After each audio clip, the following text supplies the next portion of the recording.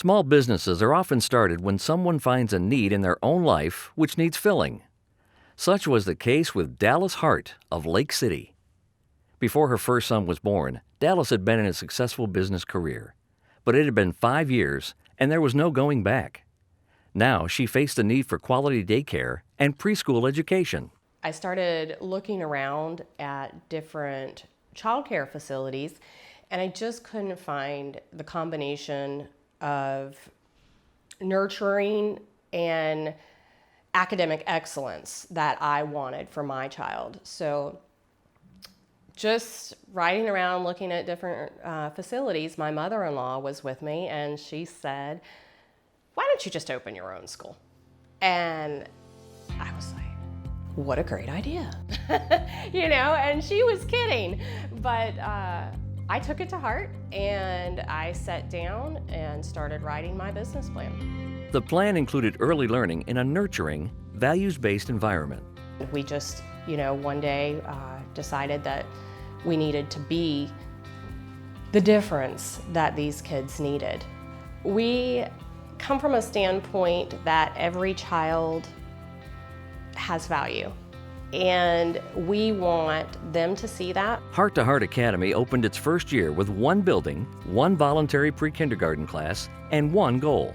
Kids have to love to learn in order to learn and grow. I mean, you can force all the homework in the world, but it's not going to stick. That's memorization. If they don't actually put their hands on it, want to do it, want to touch it.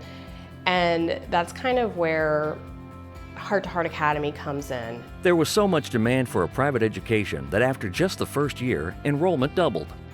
So we were enrolling for the 3rd year, and we didn't have space for the students that were coming in. But if we didn't enroll, you're kind of at a standstill. So your business has to progress.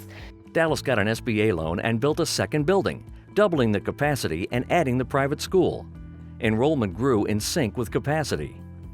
Each year as her students progressed, she added a grade level to keep up.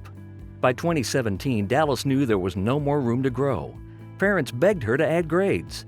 And if Hart2Hart was going to add middle school classes, it needed a full-service cafeteria to achieve accreditation. But this time, banks were reluctant to loan the money for a 3rd building. But we had all of these guarantees from the scholarships. We had a folder full that says, okay, each student is this dollar, but banks weren't biting on that. With time running out to get a building done before the school year, her contractor recommended Dallas call the Florida Small Business Development Center at UNF. I put it off for a little while thinking, I could handle this on my own. That didn't work out so well. And so I eventually contacted Mark, and he came straight away. Mark came in and he looked over the deal, and he's like, "This is rock solid. What is wrong with these people?" SBDC specialist Mark Yerrick helped Dallas update her business plan and convinced several bankers to come visit the school. He was phenomenal.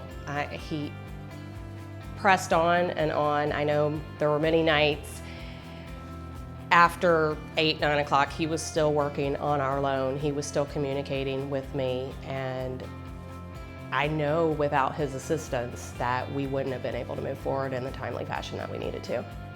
Within a few weeks, Dallas had a $1.7 million loan. Construction was completed just in time for the fall 2018 school year, and Hart2Hart welcomed middle school students. But now what? The students keep progressing.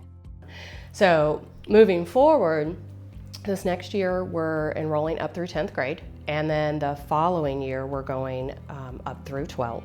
I don't know where we're going to put them. I'll be contacting Mark again with the SBDC. So the lesson here is, I don't think it matters what your service is or what you manufacture, what your product is. I think the SBDC thinks that people are the product, and that's what they're here to help. They want to help small businesses grow.